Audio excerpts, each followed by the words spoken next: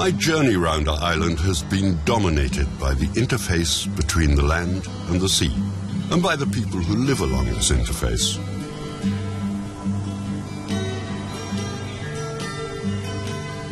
But as I leave Cork and enter Kerry, I'm going to look up and include the sky in my itinerary.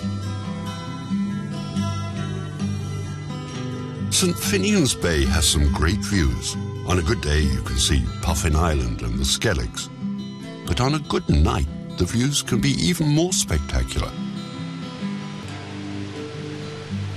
We are in St Finian's Bay. The whole area around here is otherwise known as the Glen. Next stop over that way is America. Right, so we're right on the edge of Europe and Ireland. I moved down here from Dublin in 1996, and what caught me when I moved down here was the quality of the dark skies, the clarity of what you can see here. You can see the Milky Way, you could see the Andromeda, got 2.5 million light years out. You can see it here with the naked eye. And from that, the idea sparked in the head to try and get down here, southwest Kerry, internationally recognised as a dark sky reserve, which will be Ireland's first international dark sky reserve.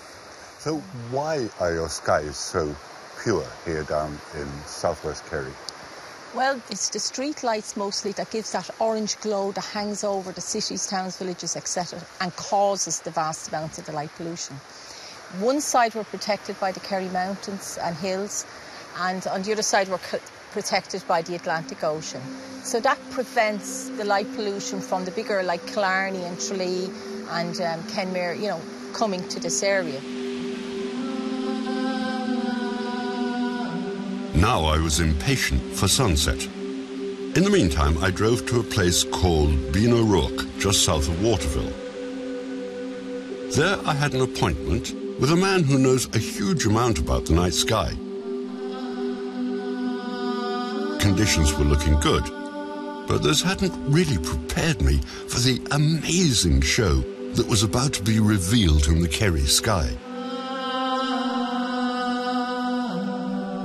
David, it's an incredibly dark night. I can see huge numbers of stars, but I don't really know what I'm looking at. The most famous thing we can see is the Plow, the 7 stars. Yeah. Even I've heard of that. Exactly, and it's a great way of learning your way around the sky because you can use it as a signpost to the rest of the constellations. OK, where's the Plow? The Plow, for us, is over in this direction. You can see the 3 stars in the handle and the 4 in the blade. Yeah. And you can use the Plow then as a signpost to the rest of the stars. If you go from the end of the Plow, the end of the handle, through the North Star, over to the other side of the sky, you come to a W-shaped constellation. Oh, I see it. Cassiopeia. Yeah. And Cassiopeia is quite handy because it's really a double V rather than a double U. And the second V points down to a very faint fuzzy patch, the Andromeda Galaxy, which is the most distant object you can see with the naked eye. It's about 2.5 million light years away. So the light we see was created 2.5 million years ago before there were any humans, for any description. Wow. That is amazing. And if you go a step further up to a telescope, what can you see then? Well, a telescope like this will collect 1,000 times more light than your eye does. We rate them by their diameter, because your eye has a small hole in the middle. This one has a much bigger hole to collect a lot more light, and it's an 8-inch wide telescope. Can I have a look? Definitely. We're looking at the Great Globular Star Cluster in Hercules, and the light that's going to enter your eye took 25,000 years to get here. Wow. That's a whole nother dimension.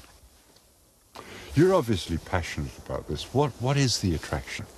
It's the ultimate quest to find out, what is the universe about? How did we get here? How are we even asking this question and contemplating our existence in the universe? And I think that's got to be the ultimate question for mankind, you know, to explain ourselves. How did life form and what else is out there? It's taken the light that shines from the more distant stars I could see without the telescope 2.5 million years to get here.